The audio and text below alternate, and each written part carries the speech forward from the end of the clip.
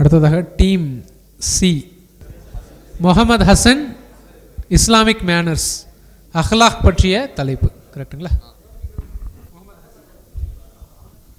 அஸ்ஸலாமு அலைக்கும் வரஹ்மத்துல்லாஹி வபரகாத்து. எனக்கு கொடுக்கப்பட்டுள்ள தலைப்பு அஹ்லாக், அதாவது இஸ்லாமிக் மேனர்ஸ்.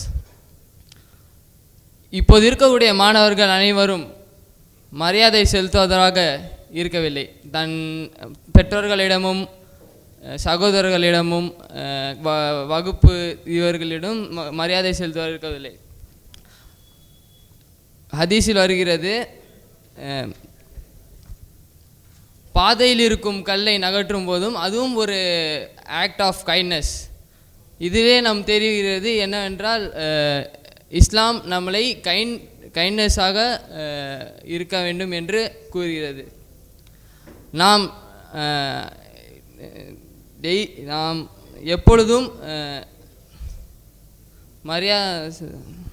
அஸ்ஸலாமு அலைக்கும் வரஹ்மத்துல்லாஹி வபரகாத்துஹு. அடுத்ததாக டீம் ஏ, பிரதர் முபாரக் தக்வா அப்படிங்கிற தலைப்பில் பேச வந்திருக்காரு. அஸ்ஸலாமு அலைக்கும் வரஹ்மத்துல்லாஹி தஆலா வபரகாத்துஹு. எனக்கு கொடுக்கப்பட்ட தலைப்பு என்னென்னா தக்வா. தக்வாவோட மீனிங்கும் இம்பார்ட்டன்ஸ் என்ன? தக்வாவோட மீனிங் தான் இறையச்சம். இறையச்சம்டா என்னென்னா, ரசூல் ஸல்லல்லாஹு அலைஹி வஸல்லம் ஒரு சகாபியை கூப்பிட்டு இறையச்சம்டா என்னன்னு கேட்பாங்க. கேட்டுட்டு சொல்லுவாங்க, அவங்க உள்ளத்தை தட்டி தக்வா உலா தக்வா உலா தக்வா உலான்னு 3 தடவை சொல்லுவாங்க.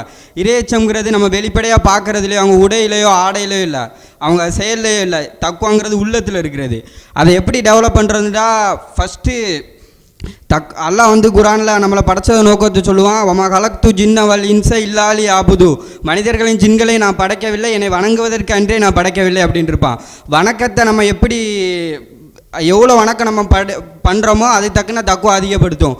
நோன்பை பற்றி, சலாவை பற்றி, கச்சை பற்றி எல்லா வணக்கங்களுடைய நோக்கமே தக்குவாவை அதிகப்படுத்துறது தான். தக்குவாவுடையவர்களுக்கு என்ன கிடைக்கும்டா, அவர்கள் மறுமை நாளாக ரொம்ப வாகனங்களில் போய் கொண்டு இருப்பார்கள், அவர்கள் அல்லாஹ் மிக நெருக்கமாக வச்சுருப்பான் அப்படின்ட்டு நிறைய வசனங்கள் இருக்குது. அடுத்து எப்படி தக்வாவை டெவலப் பண்ணலாம்னா, இக்லாஸ் ரொம்ப இம்பார்ட்டண்ட்டு. நம்ம எவ்வளோ தான் தொழுதாலும் அந்த தொழுகைக்கு வெயிட் வந்து இக்லாஸ் தான் கொடுக்கும்.